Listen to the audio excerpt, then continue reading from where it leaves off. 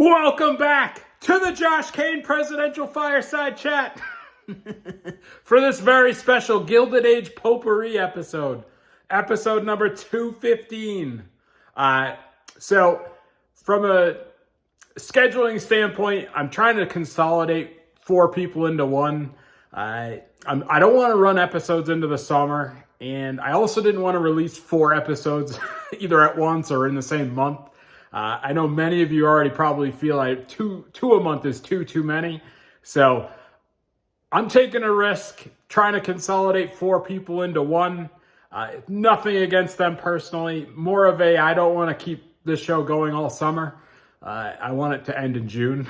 And I'm sure most of you would like it to end now, but you can choose not to watch, like most of you. Anyway, so we're going to try and do it. If it's no good, well, at the end of the day, I'm still going to recommend 4 books and maybe a fun travel recommendation. A dream place that I'm actually going to look for advice from you, the viewers. So let's start with the late, great Alexander Graham Bell. He was born actually in Scotland in 1847. And he doesn't come to America initially. He actually goes to Canada with his family. And he eventually comes to Boston in 1870, and he's working at a school for the deaf. And he's always tinkering around with things, inventing stuff, and, working with deaf people. He was fascinated with sound and all that kind of thing. And he actually, one of his most famous, I suppose, student was Helen Keller. So he did work with Helen Keller. But, while he's working with the deaf, he's always tinkering with sound and what have you. So in 1876, he actually ends up inventing the telephone, the early version of the telephone. And, again, obviously I'm not going to be able to get into too much detail because we're trying to squeeze 4 people in. But, it's a pretty fascinating tale. The guy was really, really smart. He ends up working with J.P. Morgan, earlier robber baron that we did earlier in this season, J.P. Morgan, and he helps eventually create AT&T, which is, again, still around today. In fact, my cell service is through AT&T. So, but yeah, the telephone gets its big, world debut at the 1876 World Fair in Philadelphia, celebrating the country's 100th birthday. And the emperor of Brazil, or I think it's Brazil, comes and he gets a phone. Everybody's, this thing starts to spread like wildfire. So the telephone is the big thing. Again, in the Gilded Age, we've talked about America changes pretty dramatically. The telephone being one of those huge improvements.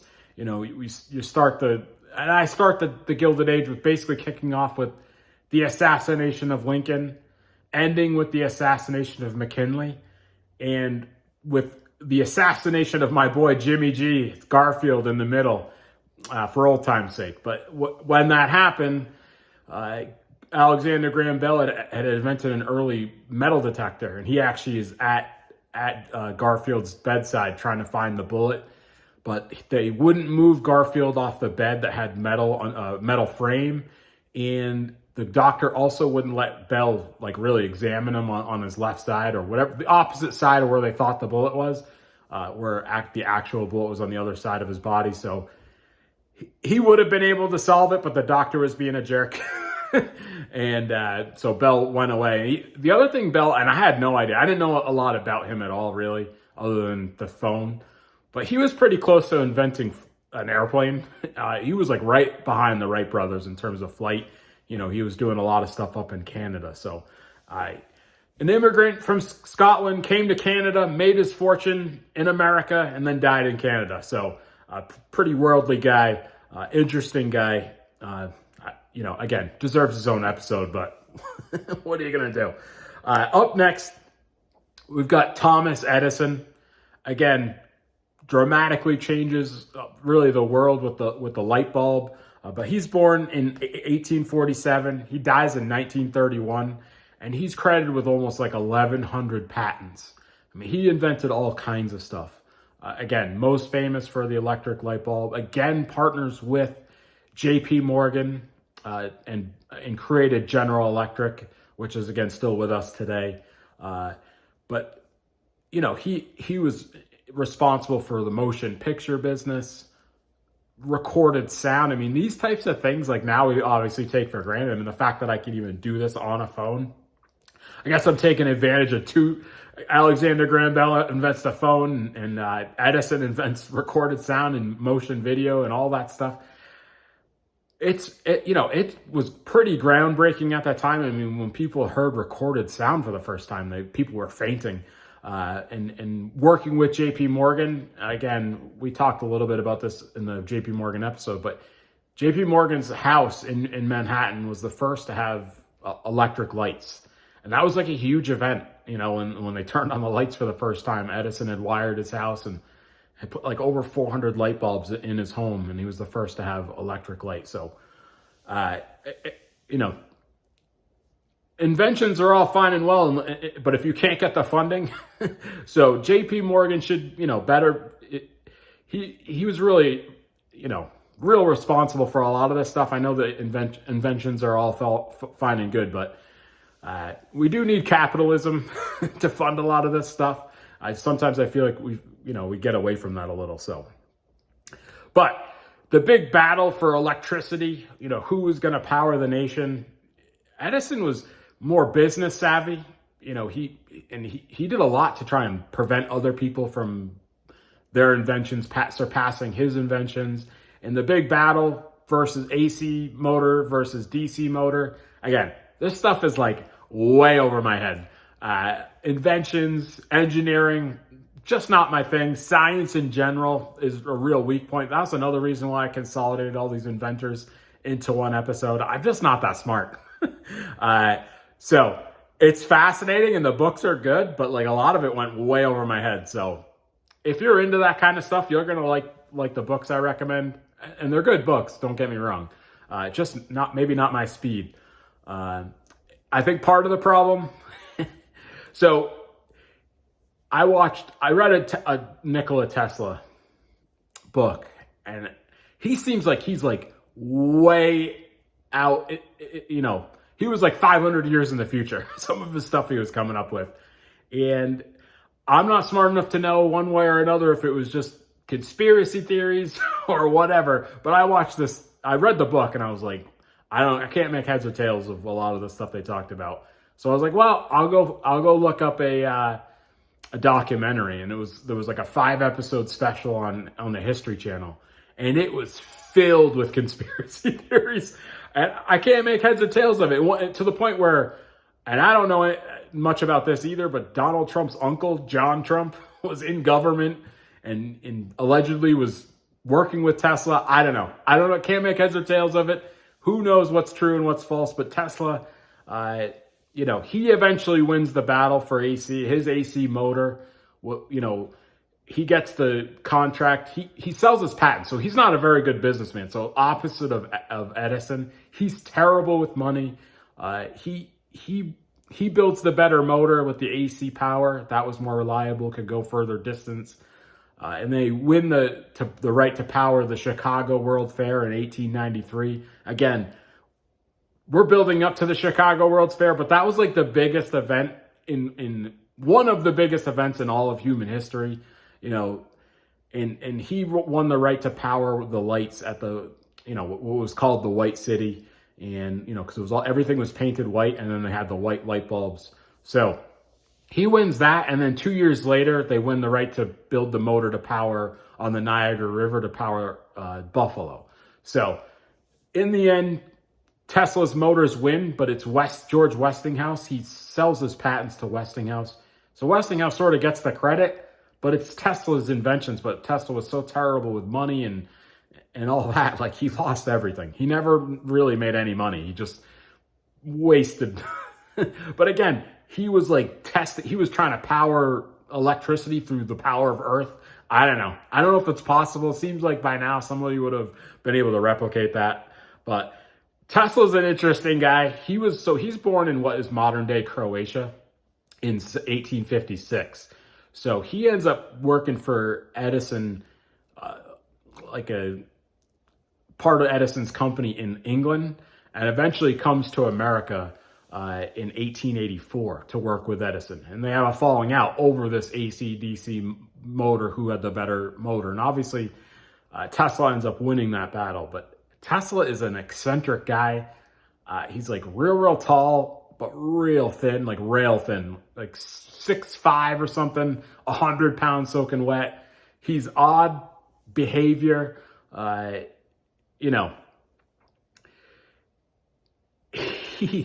He's like obsessed with pigeons, and his favorite pigeon dies, and he basically says the light went out of his life. So, never married, real eccentric, odd behavior,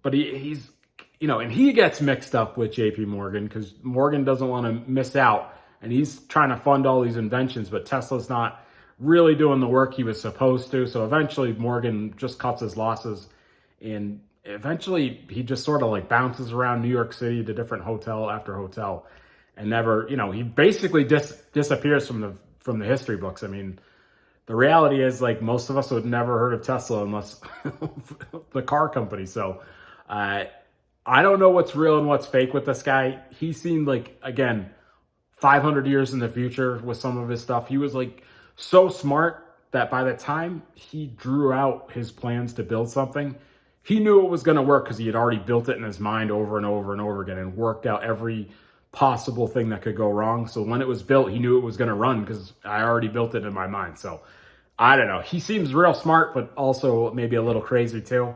And I wouldn't recommend watching that History Channel thing. I'm more confused than ever. But finally, we got P.T. Barnum. Now, most of the stuff he's famous for happened probably before the Gilded Age. The traveling freak shows, and one of his first museum exhibit, he had this mermaid, from Fiji, I think, but it was just a monkey attached to a fish. But he would sell it as, he had this picture of like a beautiful mermaid, but then when you got there, it was like this dinky little monkey with a fishtail. And you can be upset with him, the idea that he was making money on, what they called freaks back then, bearded women, I guess little people. But at the end of the day, I was a big fan of P.T. Barnum. He gave those people a life that they definitely wouldn't have been able to have, little Tom Thumb. These people met kings and queens and presidents and the Pope. He shared in the wealth of, what the money these people were making. So you could say he was taking advantage of them. I see it totally differently. He provided them a life that, they wouldn't have had otherwise. He was a strong abolitionist against slavery, big against temperance, against people drinking so much. He actually did serve a little bit in government, state government of Connecticut. He was the mayor of Bridgeport, I believe, or Fair, whatever. One of those towns in Connecticut. So he's a good guy. I actually really liked P.T. Barnum. I know maybe he gets a little bit of a bad rap, but the book I'm going to recommend is excellent. I really was a fan of P.T. Barnum. But again, I think most of his accomplishments probably occurred before the Civil War. He was already very wealthy, but again, he was still putting on all these shows in New York and museums and what have you. So he's an interesting guy. All right, book recommendations. So this is the Tesla book. It's not heavy lifting. Again, it's going to leave you wanting more, and I don't know what to tell you. Again, I feel like I'm just not smart enough for science and technology to debunk anything. So if you're interested, maybe that prompts you to read more about him. This is Alexander Graham Bell. Again, not a heavy lifting book, but I didn't know much about the guy, so very interesting. Had a great life. Seemed like a pretty good guy too. I actually was a pretty big fan of Alexander Graham Bell. Edison. This book was written by a guy that wrote the Teddy Roosevelt series that I read, and those books are excellent. This book is really, really good. And when I bought it, they said, you should read it backwards because he writes it, read the chapters in reverse order because he writes it in a weird way. And I'm like, you can't tell me how to read a book. Well, in the end, they were probably right. You should maybe read the book in reverse order because if you don't know a lot about Edison, it was a little bit confusing. It basically starts with the end of his life and works its way the other way. And then finally, P.T. Barnum. This book was really good. I was a huge fan of P.T. Barnum, so excellent book. And movie recommendation, The Greatest Showman with Hugh Jackman. Highly recommend. That's a fun musical movie. He's currently on Broadway in The Music Man. Imagine if someone bought you a ticket to go see The Music Man. That person would be terrific. Maybe I'm foreshadowing a little bit. And then finally, I know I'm over my 15-minute trademark here, but travel recommendation is a place I've never been, but if you or somebody you know has ever been to American Samoa, it's a 6-hour flight from Honolulu. I assume it's going to be not for the faint of heart to get there, but if you or somebody you know has been there, I'm actually looking to pick your brain. I have questions. I eventually want to get there because there is a national park on the island. All right, well, that's the Gilded Age Potpourri. Sorry for taking so long, but I just shaved 3 episodes out of your life. If this didn't work, well, you can skip this episode, but you won't get this message till the end.